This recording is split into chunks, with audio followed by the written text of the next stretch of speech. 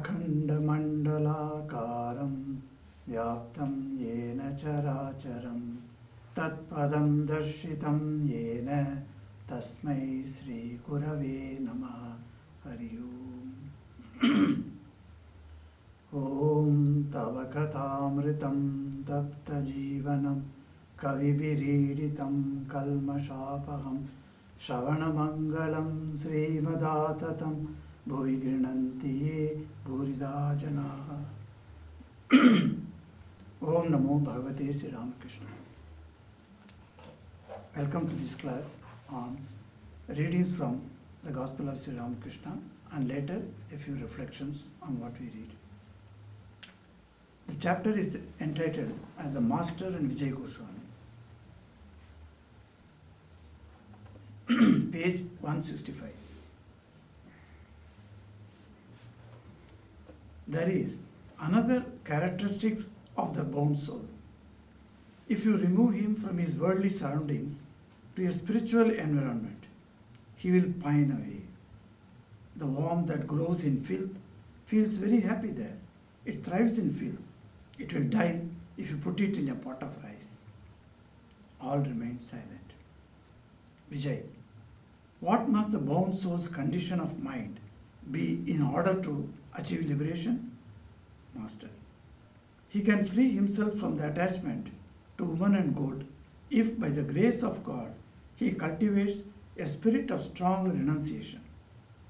What is this strong renunciation? One who has only a mild spirit of renunciation says, well, all will happen in the course of time.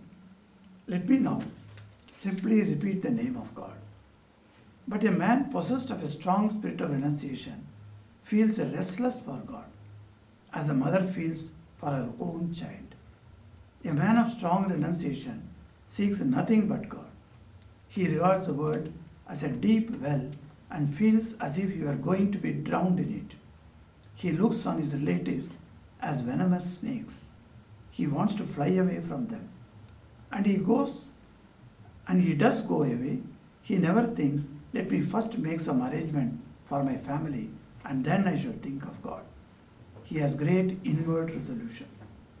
Let me tell you a story about strong renunciation. At one time, there was a drought in a certain part of the country. The farmers began to cut long channels to bring water to their fields. One farmer was stubbornly determined. He took a vow that he would not stop digging until the channel connected his field with the river. He set to work.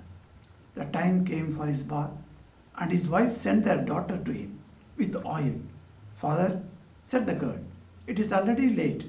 Rub your body with oil and take your bath. Go away, thundered the farmer. I have too much to do now. It was past midday, and the farmer was still at work in his field. He didn't even think of his bath. Then his wife came and said, why haven't you taken your bath? The food is getting cold. You overdo everything. You can finish the rest tomorrow or even today after dinner. The farmer scolded her furiously and ran at her, spade in hand, crying, what? Have you no sense? There is no rain. The crops are drying. What will the children eat? You will all starve to death. I have taken a vow not to think of bath and food today before I bring water to my field.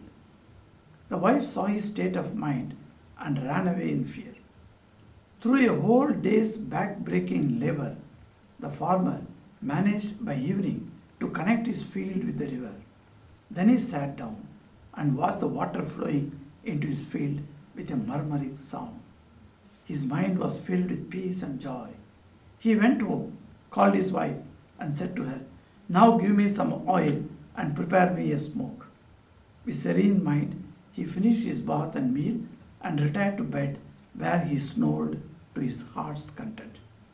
The determination he showed is an example of strong renunciation. Now, there was another farmer who was also digging a channel to bring water to his field. His wife too came to the field and said to him, it's very late, come home. It isn't necessary to overdo things. The farmer didn't protest much, but put aside his spade and said to his wife, "Well, I will go home since you asked me to." All laugh. That man never succeeded in irrigating his field. This is a case of mild renunciation. As without strong determination, the farmer cannot bring water to his field, so also without intense yearning, a man cannot realize God. To Vijay, why don't you come here now as frequently as before? Vijay, sir, I wish to very much, but I am not free. I have accepted work in the Brahma Samaj.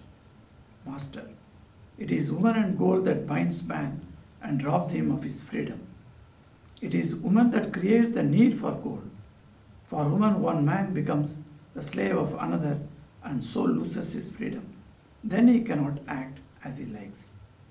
The priests in the temple of Govindaji at Jaipur were celibates at first, and at that time they had fiery natures. Once the king of Jaipur sent for them, but they didn't obey him. They said to the messenger, "Ask the king to come to see us." After consultation, the king and his ministers arranged marriages for them. From then on, the king didn't have to send for them. They would come to him of themselves and say, "Your Majesty, we have come with our blessings. Here are the sacred flowers of the temple. Deign to accept them." They came to the palace, for now they always wanted money for one thing or another. The building of a house, the rice-taking ceremony of their babies, or the rituals connected with the beginning of their children's education, etc. There is a story of the 1200 Nedas and 1300 Nedis. There is a note. Literally, Nedas and Nedis means shaven-headed. Among the Vaishnava devotees, those who renounce the world shave their heads. That is, Nedis are Vaishnava nuns. Veerabhadra, the son of Nityananda Goswami, had 1300 shaven-headed disciples. They attained great spiritual powers. That alarmed their teacher. "My disciples have acquired great spiritual powers," thought Veerabhadra. "Whatever they say to people will come to pass. Wherever they go, they may create alarming situations. For people offending them unwittingly will come to grief." Thinking thus, Veerabhadra one day called them to him and said, See me after performing your daily devotions on the bank of the Ganges." These disciples had such a high spiritual nature that while meditating, they would go into samadhi and be unaware of the river water flowing over their heads during the flood tide. Then the ebb tide would come and still they would remain absorbed in meditation. Now, 100 of these disciples had anticipated what their teacher would ask of them.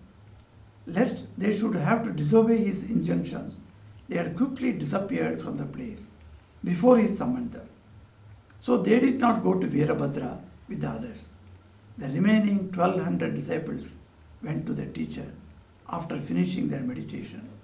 Veerabhadra said to them, "These 1300 nuns will serve you. I ask you to marry them." "As you please, revered sir," they said. "But 100 of us have gone away." Thenceforth, each of these 1200 disciples had a wife. Consequently, they all lost their spiritual power. Their austerities did not have their original fire. The company of women robbed them of their spirituality because it destroyed their freedom. To Vijay, you yourself perceive how far you have gone down by being a servant of others. Again, one finds that people with many university degrees, scholars with their vast English education, accept service under their English masters and are daily trampled under their boots. The one cause of all this is woman. They have married and set up a gay fair with their wives and children. Now they cannot go back, much as they would like to. Hence all these insults and humiliations, all this suffering from slavery. Once a man realizes God through intense dispassion, he is no longer attached to woman.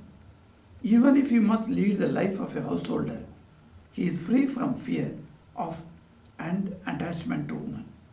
Suppose there are two magnets, one big and the other small. Which one will attract the iron? The big one. Of course, God is the big magnet. Compared to him, woman is a small one. What can woman do? A devotee. Sir, shall we hate women then? Master, he who has realized God does not look upon a woman with the eye of lust. So he is not afraid of her. He perceives clearly that women are but so many aspects of the Divine Mother. He worships them all as a mother herself. To Vijay, come here now and then. I like to see you very much. Vijay, I have to do my various duties in the Brahma Samaj. That is why I can't always come here. But I shall visit you whenever I find it possible.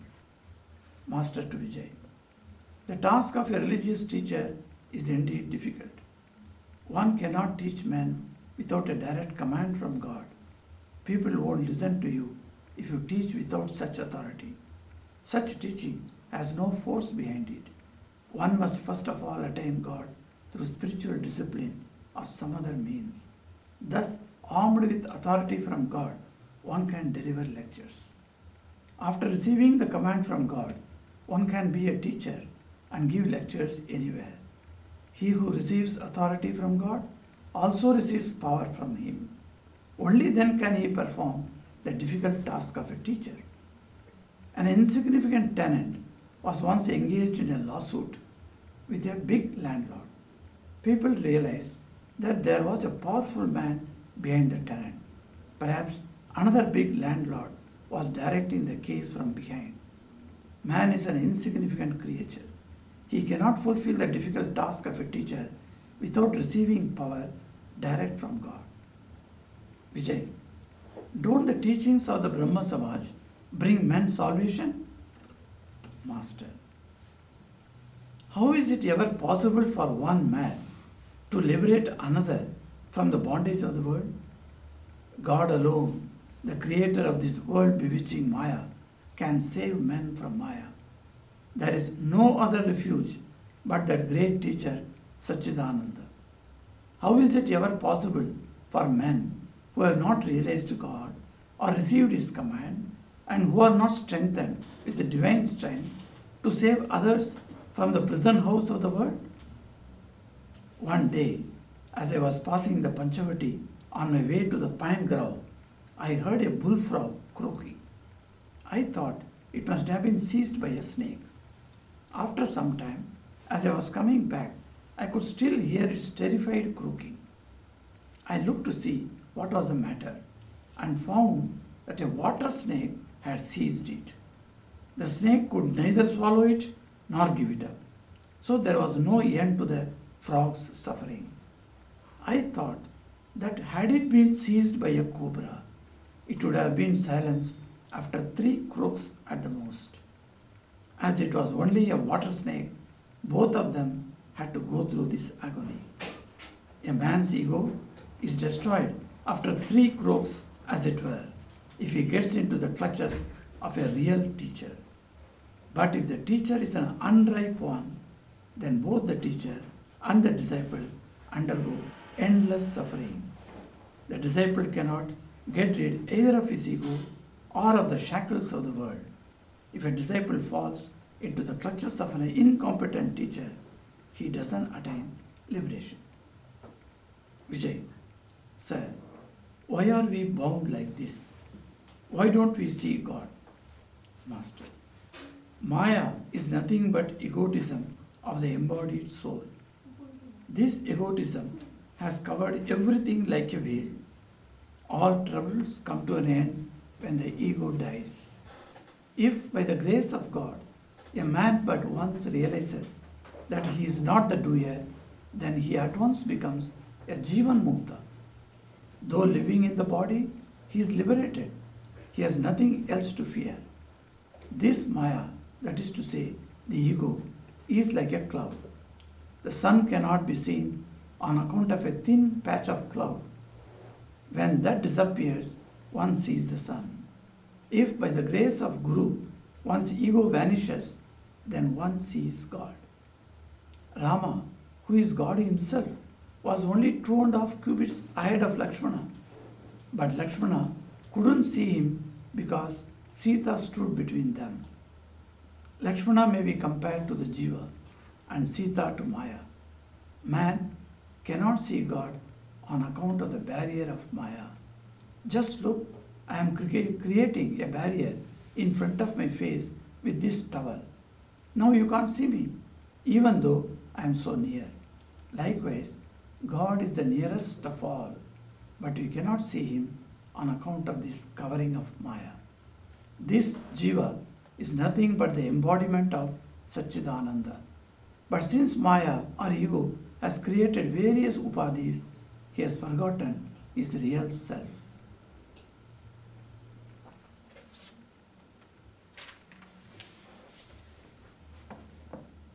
It's a beautiful passage from the Master and Vijay Goswami chapter. But Sri Ramakrishna, when he talks to his core devotees, that means who are very close to him and whom he loved so much, he never would mince words. He would tell certain things in such point blank way that the others who are not part of that group, suppose come to hear about it or read about it, they will get alarmed. What he is talking? In this passage you see how he was very happy to see Vijay. And just talking to Vijay, he was giving, the previous week we saw, he gave an example of the liberated soul and the bound souls. That is what he said. So a type of souls are there. So he gives the example of a fisherman's net. So the net is cast in the river and the fisherman is sitting there waiting. When the fish come, he will take out the net. At that time he sees some fishes come near the net but never enter the net. They go away. And he is looking deeply at the river waters and he found some fish come inside and they go deep into the net where the food is kept for them and they are enjoying the food and remaining quietly there. And some fish, he sees, they just burst open the net mouth and then come out, and with a thrash they jump out of the net and go into the river. So Sri Ramakrishna says these types of men are there in this world. All of them are spiritual aspirants, but then those who are caught in the net of Maya, sitting in that net, eating, that means enjoying the benefits of the worldly life, and they are thinking there is no danger to me. So they are quite happy there. These are all called bound souls. And there are souls who do not come at all into the net and go away. They are called Yavar Mukta. That is, all the time they are Mukt. So they are different category. And there are trying souls who come inside and then they found, oh, I am in now danger, so let me get out of this net. And then they get out also. They are called successful spiritual aspirants. So after telling that, he was explaining that how these bound souls' nature is. But one last example he gives. So he gave many examples. He speaks about the worldliness of the bound souls with the different examples. One example is that the camel eating thorny bushes. Jo the thorny bushes attacks here everywhere, the blood is oozing, but still it enjoys that. And then he says of a mother's son has died and suffer bitter grief. But after a few days, she gets another child. So that also he says. Then another example he says, and a father becomes bankrupt through marriage of his daughters. Yet he goes on having children year after year. So certain things are there. Then men who cannot feed the children they have, who cannot clothe them or provide decent shelter for them, yet they have more children every year. And then he compares them with a snake trying to swallow a mole. A snake can neither swallow nor give it up. The bound soul is like that. Then he gives he met a relative of Keshav's son. 50 years old. 50 means, see, Ramakrishna considered as a great age. Nowadays, 50 seems to be very young, you see. And in those days, 50, you think, oh, the man has reached 50 years. But what he's doing? He was playing cards. At the age of 50, he's supposed to take the name of God, but he's playing cards. So now you find 80 years old people still playing cards. So he thinks the time has not come for him to think of God. And last example he gives about the bound soul is, if you remove him from the worldly surroundings, he will pine away. So he compares it with a worm that grows in the filth. If you keep it in the filth, it is okay. But if you take you and put it in the pot of rice, it cannot stay there, it will die. Because the filth is not there. That's what it likes. So when he told these examples, the whole audience was very serious, and they were all afraid what more he is going to say. And all remained silent. Then Vijay is very boldly asking a question. So, what must the bound soul's condition of mind be in order to achieve liberation? It's a very good question, because he is telling about this bound souls. And so is there any way for the bound soul to reach liberation? That is his question that came into his mind. Are the bound souls are ever bound? Or can they also come out of this and become free one day? That is his question. It's a good question. And he says, by the grace of God, if the bound soul cultivates a spirit of strong renunciation, then he has got a way to go out. Then Master explains what is strong renunciation. And then it's called a Tibra Vairagyam. Tibra Vairagyam, it is called. And the mild Vairagyam, the mild renunciation, is called Manda Vairagyam. So Manda Vairagyam and Tibra Vairagyam, he gives a comparison. He says about a farmer. The farmer goes to the field, it's all dry, no sun and so much, no rain and so much sun, and then children are starving in the home. He has to bring the crop out. So what he did, he didn't have water. He wanted to put a channel from the field to the river.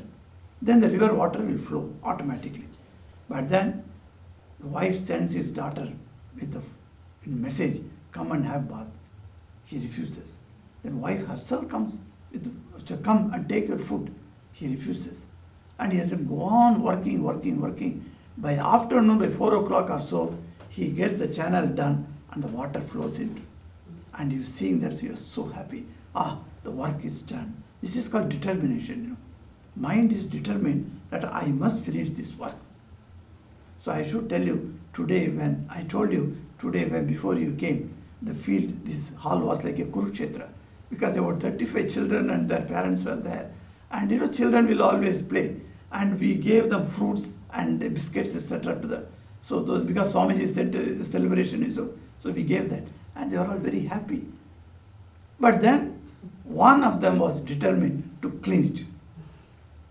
And she cleaned it thoroughly. I said, you are not gone home? All alone she is cleaning, because I'm hearing from a room that go like that sound, of that machine. I said, who is cleaning that? Because all must have gone. And then when I came down leisurely, then I found this lady cleaning. So the determination is that I shall do it and then go. So if you have determination, Siddhir Bhavati. So if you have determination, that Siddhi, the success will come. So that's what I was telling that. How this farmer, he was so happy, and he tells his wife after coming home, okay, go and bring the oil. The Bengal farmers, even in Odisha also I have seen, they all put on the oil on their body and then go to the river and take bath. So that's a very nice. In Belur also we have seen many mustard oil. Yes. It's a mustard oil, not gingery oil. No. Mustard oil they put. and then they go to the. So that fragrance, mustard fragrance also comes there. So that you find that. That's a very nice thing. And they say mustard oil is very good for body massage also. They say that. So they put it on. And he's now said, put one tamak, he says. Then one with tamak. So and then he's very happy. And then he's peaceful now. And he sleeps with a big snoring, he says. So how much is Sri Ramakrishna explains, you see. This discrimination, the determination he showed, is an example of strong renunciation. And then the Manda Vairagyam, the other man he compares. Him also the wife comes and tells him, and he says, okay, since you are asking me to go, let me go with you. So he also comes away to home. But then the channel was never cut. No water came. So, and when master says, well, I will go home since you asked me to, all laugh. They are sitting there, people, they laughed. So this is a case of mild renunciation. So strong determination is like that. What is the type of a person who has strong determination? How he remains in his that family circle? It says the family circle will appear to be like snakes. It's a very terrible example he gives. Your own father, your own mother, your own wife. When the Tivra Vairagya comes, you look everyone and you get fear. They are like snakes. They are going to just bite you. Like that you feel. And at that time, how can that person remain in home? He cannot. He will leave and he will straight away go. At that time, Sri Ramakrishna says, he doesn't even care to know what will happen to the people behind him. Suppose he has got children. Suppose he has got wife. Suppose he has got brothers and daughters, sisters.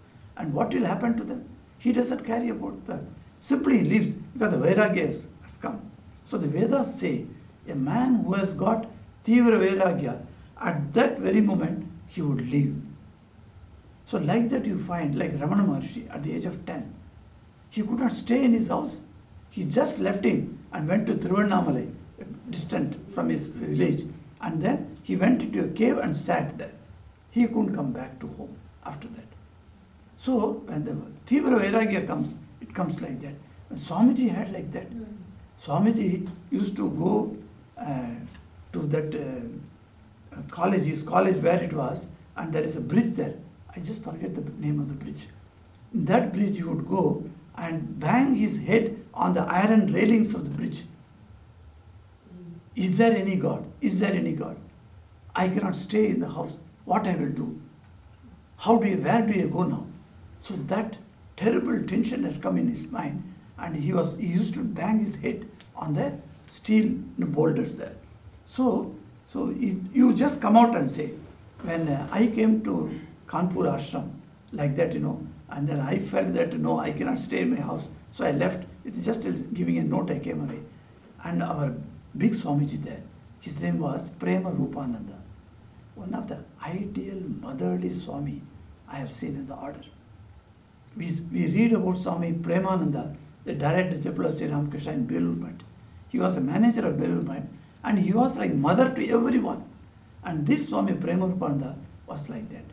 When I speak about him, think about him, I am really moved by the motherly feeling that he showed to me. I am a young boy of 22 years, and I have left my house and I come back. And then here, suppose I don't get the motherly feeling from him, I would think where I have come. Rather, I could stay in my house.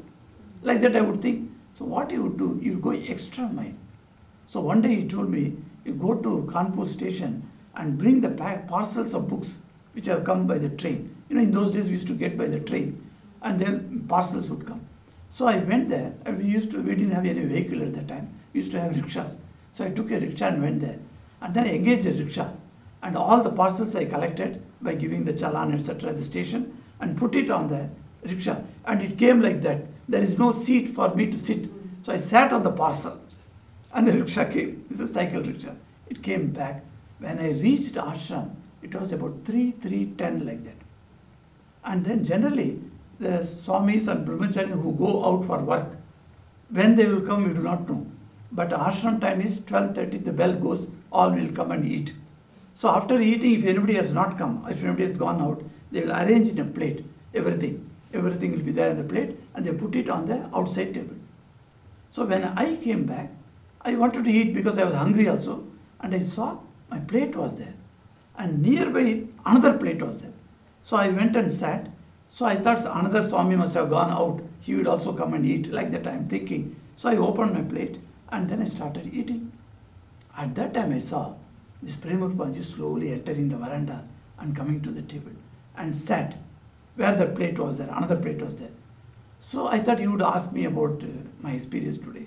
So I was started telling him, see Maharaj, today very long line was there in the parcel office. I had to go very late, and then they gave me the parcels, and then by cycle rickshaw I brought everything and put it in the store. And then he opened the plate, started eating.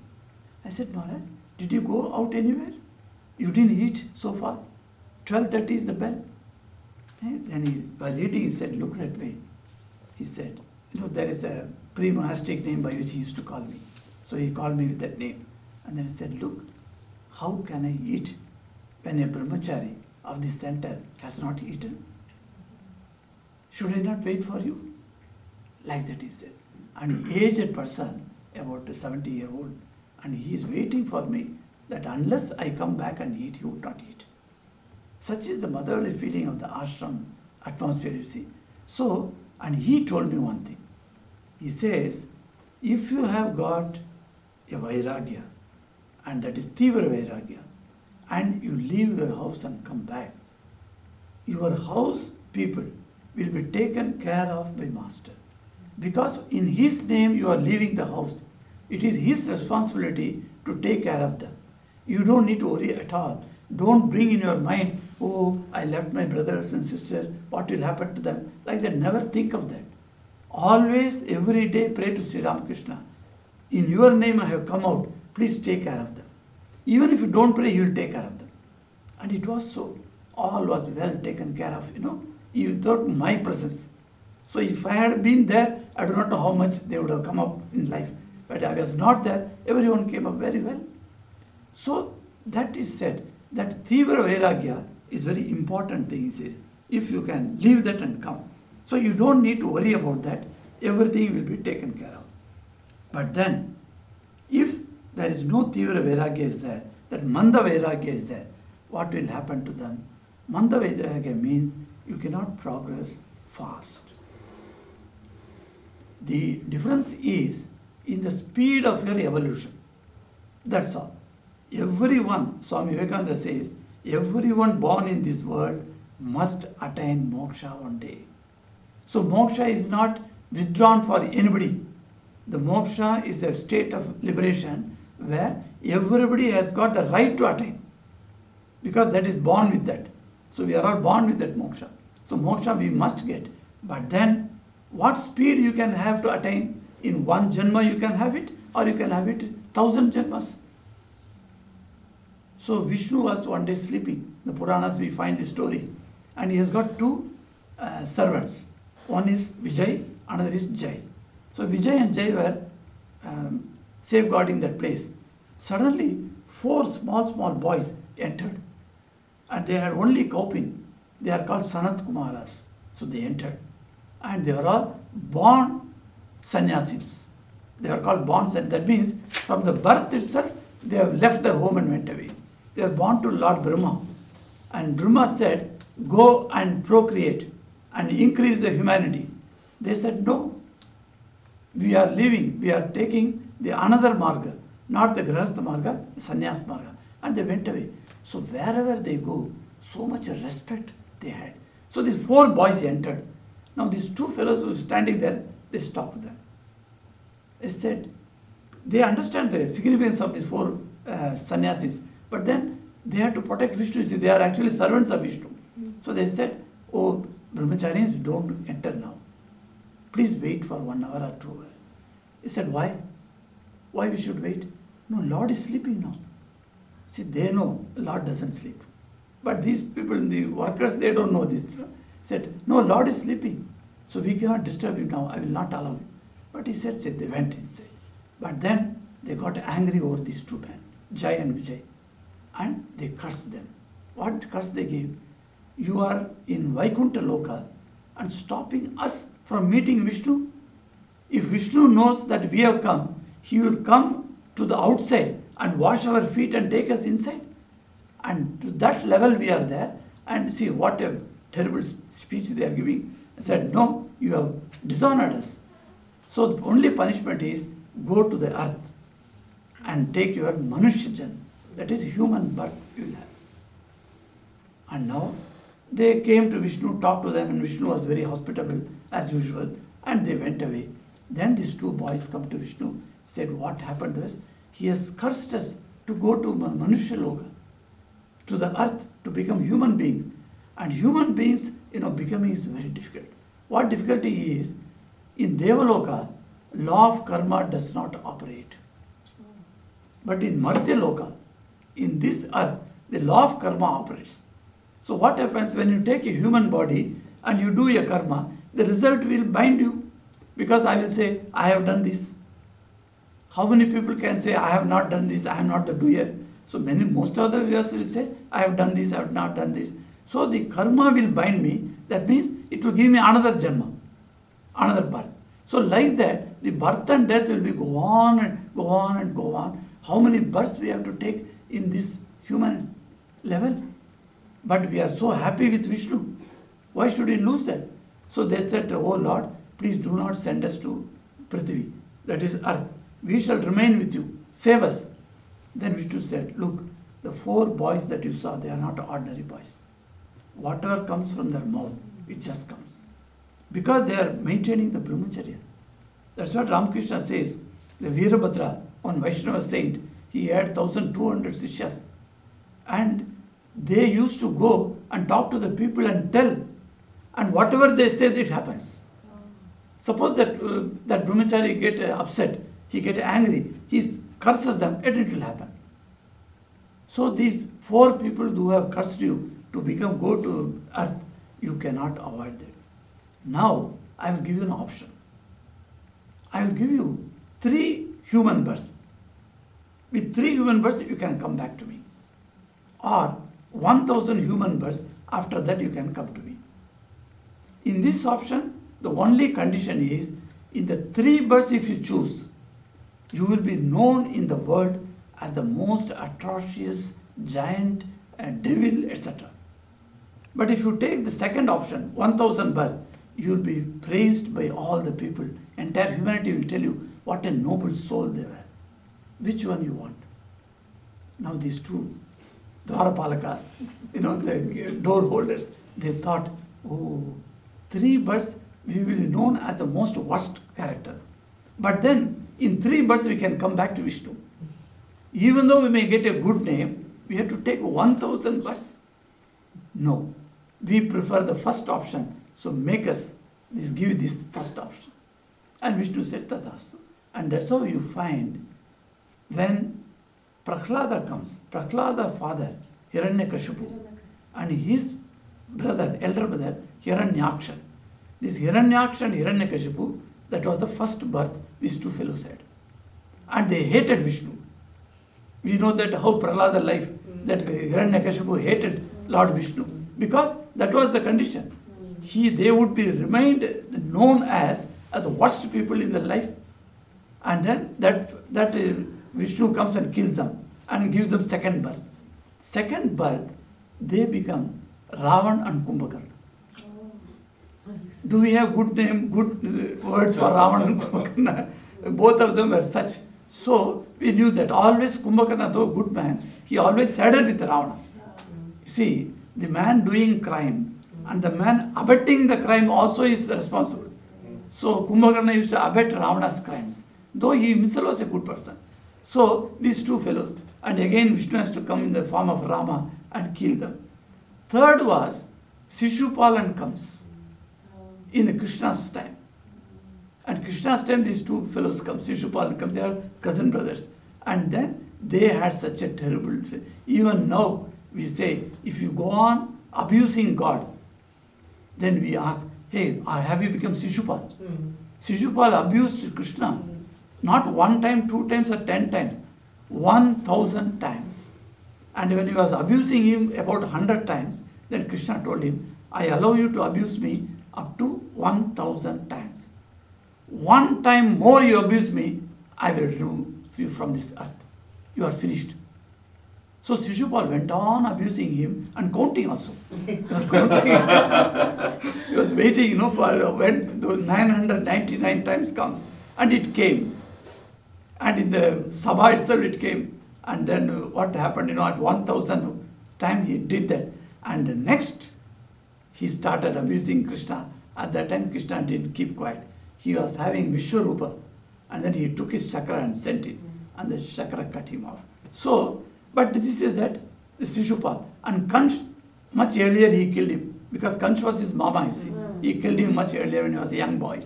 So these two fellows came, and then they returned to Vishnu.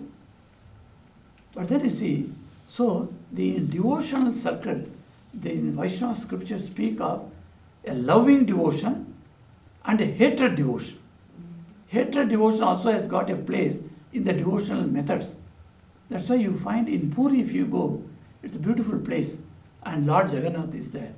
And the Lord Jagannath, this I saw there as standing there, and we are worshipping Lord Jagannath, puja, archana, etc. going on. I saw some of the village people from Odisha, the Odisha speaking people, they have come. And they are standing there, and they are go on abusing the Lord. Because the way they were speaking, I don't know Odia language, I know only Bengali language. So from a lot of similarities are there, Odia and Bengali. So I could understand, they are not talking very nicely to the Lord. They are talking a lot of abuse. Then I asked the Pujari Maharaj, so what has happened? Why they are shouting like this before Krishna and Balaram? And then Subhadra is there. With all the three, they are shouting. And of course, their actions were like that. They were very angry and they shouted. So I couldn't understand that. Then he said, there is a custom in some of the villages in the Odia place where they take Jagannath as their own son. If a son makes any mistake, how you will abuse a son? You've got every right to speak, harsh to him. So in the same way, they speak to Lord Jagannath, and it shows that how much love they have for Jagannath, but it is loving or with hatred. Not loving with love, but loving with hatred. So with hatred you start. You abuse Lord. And that is also one system of devotional method that is used by Vaishnavas. So he says that how you can become. Then Ramakrishna says, he's told about the Virabhadra, etc. So now you see this intense vairagya when it comes, the dispassion calls it. He is no longer attached to a woman. Now the question is, shall we hate women then? Because so many things he speaks about women as if they are snakes and they are so bad, etc. So naturally a devotee gets upset. He is asking, should we hate the women? Then he says, no. Sri Ramakrishna's advent, one of the contributions of Sri Ramakrishna to this modern world is converting a woman from an object of lust to a worship as mother. This is something unheard of. That's why he himself worshipped his own wife. He sat before her and worshipped as her mother Kali. This is one of the greatest contributions of Sri Ramakrishna. And we see that. What is the reply? He who has realized God does not look upon a woman with the eye of lust. That means a man who has realized God, he can never have the lustful eyes. You'll be surprised when Ramakrishna used to, when even he was a young boy in Kamarpukur, he had the full freedom to go into Antarmahal. In Bengal structure is like that. The lounge is there. The men can go into the lounge and sit there and wait and talk to them. But the women will not come to the lounge. And if you are very closely related by some relation, then you can go into the inside, Andar Mahal, and then you can meet them. Otherwise, you cannot meet the women. And strangers, not at all. No woman can see a stranger. If a stranger has come to your house, you keep him there. You go inside and get or a male servant will bring the tea, etc. But he cannot go inside. They all will be there. Even known in Jharkhand, in many villages among the tribals, I have seen. I go with a retinue of devotees, and men are there, women are there, and women will always go inside, and men will sit outside. I am also sitting, and people come and talk to me. Later, the Yajman of the house, the householder man, he will come and tell me, Maharaj, can you please come inside? Our women folk would like to make pranam to you. They won't come here before the other strangers. So So I will have to go inside and then they will come and make pranam there. So that is the custom. So when that type of custom was there, Ramakrishna, when he was a young boy, he could easily go into, because the women in the village would look into Gadadhar's eyes, there was no lust at all.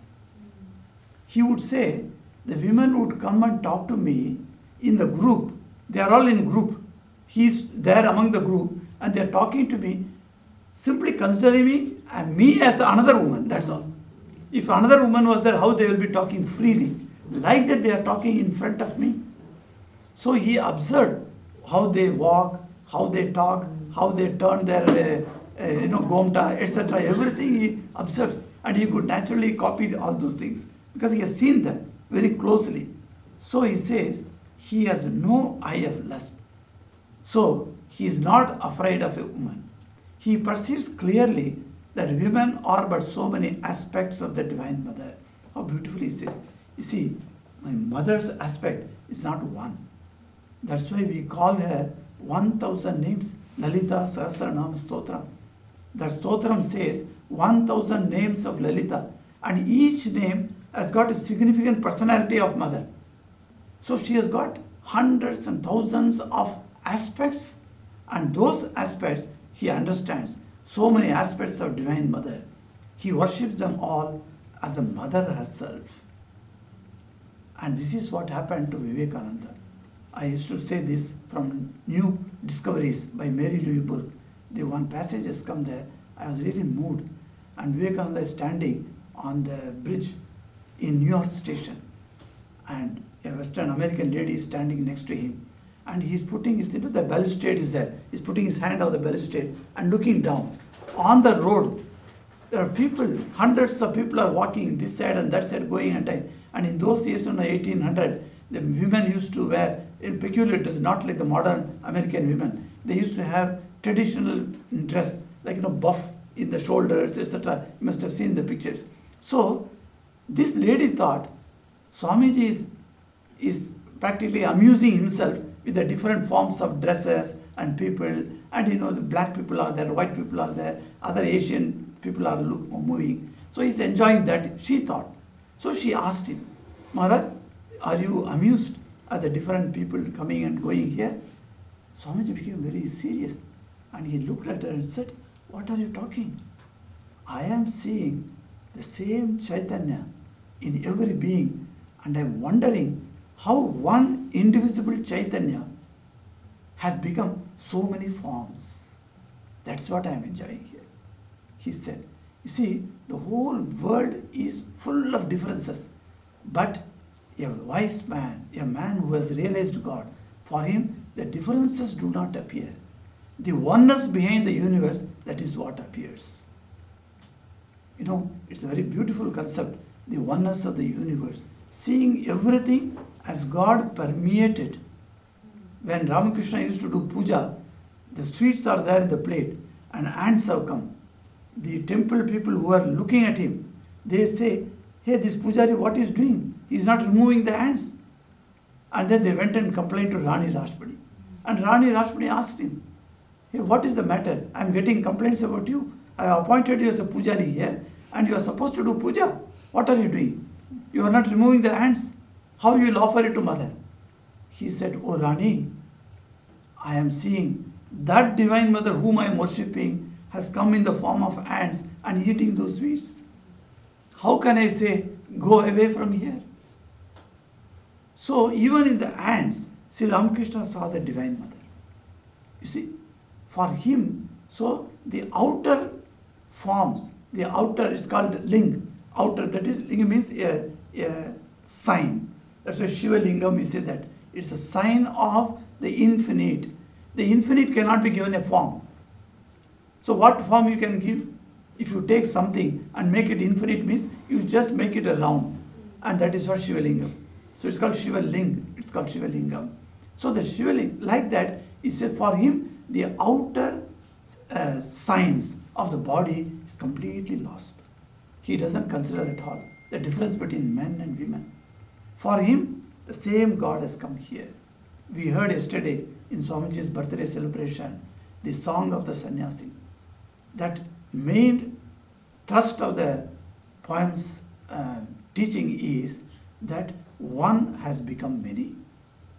Swamiji was used to relish this idea, that one Atman has become many. So many are there. So who is the teacher? He is asking, who is the father? Who is the mother? Who is my child? Because I have become this. I have become all these things. That he says, say Om Tat Sat Om. Sannyas in bold, say Om Tat Sat Om. It's a very beautiful poem. You all must read it and see for yourself, how the poem goes like that. And that oneness is what he says. So if a person realizes oneness, how he can have the differences on the basis of body, or on the basis of his lineage, or on the basis of his culture, or on the basis of his jati, no such differences can come before him.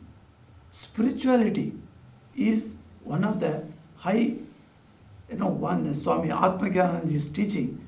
Yesterday Supta read, as in her vote of thanks, the first line she quoted from him, that says that the oneness of the universe, and that is the ultimate evolution of the humankind. So yesterday I told, according to Charles Darwin, the evolution has come to the human level. After that, what is the evolution? Only our Hindu Shastras say, you have to reach the state of godliness. You have to become one with the Atman. That is final evolution to us. So the evolution now starts not at the physical level, because from amoeba we have gone to cell to cell to cell, single cell, double cell, multi-cell, and then we have now come back to this human level. But after this human level, the physical evolution is stopped. Now the mental evolution starts. So we start now improving in our mental evolution. We have got great cultures. We have got great civilization have progressed, and new discoveries are taking place every day. So the mental evolution is progressing. And in this way, one day we shall reach the fullness of our personality in spirituality. So that is what we say. That's why Hinduism scriptures say that moksha is the ultimate goal. Finally, one must attain moksha. Dharma, artha, kama, moksha. Moksha is the last one. That is the final evolution for us. If at all you evolve further, mentally and spiritually, you are evolving to this. That's level where we become one with God. What a beautiful idea it is. We shall continue further. Om Niranjanam Nityam Anantarupam Bhaktanukampadrita Vigraham Vai Ishavataram Parameshamidhyam Tam Ramakrishnam Shirasa Namamaha. Om Shanti Shanti Shanti Hari Om Tat Sat Sri Ramakrishna Arpanamastu.